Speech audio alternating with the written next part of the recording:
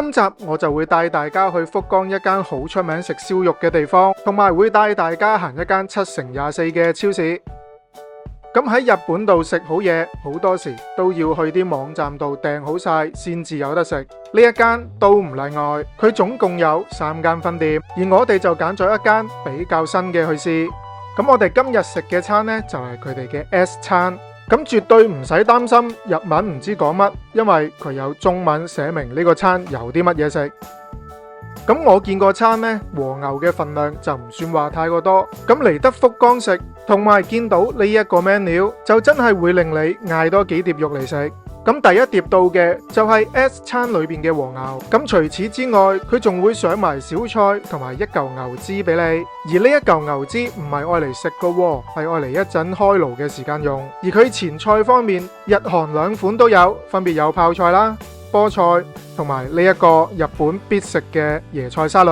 咁首先我哋當然就用牛脂開咗個爐先啦。咁個作用就係同我哋煎嘢食嘅時間加油落個煎 pan 度一模一樣。咁搽勻晒個爐啦，當然就要開始食燒肉啦。咁喺呢度食燒肉，全部嘢都係要自己燒。咁食和牛真係唔使燒太耐，燒到咁呢我就食啦。食落去個牛味都幾濃。跟住就試下佢另外一隻和牛，咁同我哋剛才食嗰隻一模一樣，佢嘅肉比較薄，所以唔使煮咁耐就食得啦。而其餘嗰幾款肉係咩部位，我就真係唔知，淨係知道真係好好食。咁食咗陣燒肉，我哋不如食下其他嘢，海膽同埋紫菜。咁個海膽雖然就做唔到入口即溶嘅感覺，但係食落去都好綿滑，而且一啲都唔腥。跟住就試下佢個沙律。食落去啲菜好新鮮，再加埋個芝麻醬一齊食，正啊！試下冷盤，咁佢分別有泡菜、大豆芽同埋菠菜。咁首先試下佢個大豆芽，食落去個味道偏清淡，而佢個菠菜同埋泡菜味道都唔算話太過突出。整體嚟講，3樣都係一般啫。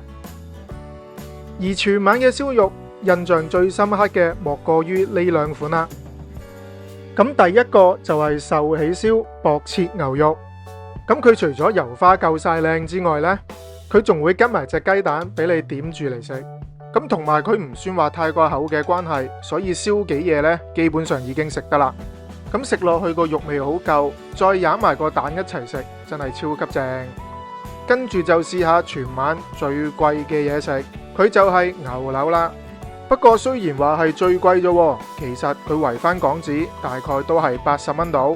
咁食落去好軟滑，而且一啲都唔肥。咁而個套餐仲包埋呢一樣嘢，青椒牛肉。咁我未試過牛肉之前，我都會試下個青椒究竟好唔好食。個青椒食落去好爽脆，接住落嚟就滗埋啲牛肉碎一齊食。個牛肉碎食落去有少少辣，同埋都會有少少嘅甜味，整體嚟講個味道都唔錯。咁福岡最出名嘅明太子呢度一樣都有得食，食落去同平時食開嘅明太子一樣都係有份鹹香喺度。而我哋燒緊嘅呢一個就係牛腸同埋牛胃。咁食落去除咗食到醃料味之外，基本上你都食唔到有其他味噶啦。而食落去嘅口感就煙煙韌韌。整體嚟講都幾普通，散嗌的話呢個就可以慳翻。咁你食完晒所有嘅燒肉，跟餐佢就會跟一個盛江冷麵或者雞蛋湯泡飯俾你。咁泡飯我哋就冇乜興趣，所以我哋2個人都係叫呢一個冷麵。咁佢嘅 size 就唔算話太過大嘅啫，大概一個飯碗到啦。而食落去個麵好夠凍。而個麵質就同平時食開嘅拉麵冇乜太大嘅分別，而強烈建議個食法就係再加埋個醋落去一齊食，真係好食到停唔到口。咁而最後當然都有甜品食啦，而我哋今次食嘅就係柚子雪糕，食落去個柚子味好濃好香，而我哋額外再叫多3碟肉同埋啤酒，而埋單總共就係900零蚊港紙啫。咁全晚嘅體驗同埋食物嘅質素，我個人覺得都十分之好。離開福岡玩的話，呢一間絕對可以嚟試下。咁食完啲咁靚嘅和牛燒肉，咁我哋不如去行翻一間7×24嘅超市。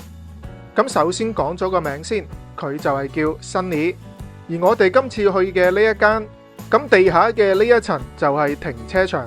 咁如果要行上超市的話，只需要上條扶手就得啦。而呢一間超市最正嘅地方，就連12月嘅31號佢一樣照開。咁喺呢一度，生果啊、嘢飲呢一啲佢都一應俱全。咁如果你同我一樣，想喺酒店度食翻餐好嘢，就例如和牛同埋魚生，佢呢度一樣都可以俾晒你。除咗款式多選擇之外，佢價錢一啲都唔貴。咁一碟魚生大概圍翻港紙都係30-40蚊到，而選擇就真係超級多啦。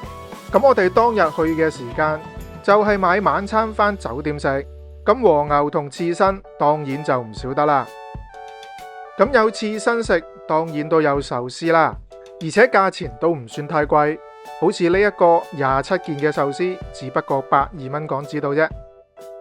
咁而喺酒店點樣食和牛呢？答案就係襯埋個杯麵一齊食。咁而我哋就係揀咗新出嘅杯麵，而且佢仲係限定嘅商品，只係福岡先至有㗎咋。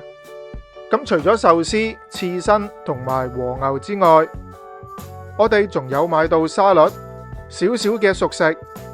咁當然啤酒同埋生果都唔少得啦。咁喺酒店度食和牛，首先第一樣就係和牛，你唔可以買啲太過厚嘅，方便用滾水渌兩渌就食得嘅嗰一隻就最好啦。咁而個杯麵就唔好加任何嘅調味料，首先焗熟咗個麵先，再倒一啲水佢，跟住就將啲和牛薄片鋪上個麵嗰度，同埋要留意翻和牛嘅數量唔可以太過多，如果唔係啲和牛就好難熟噶啦。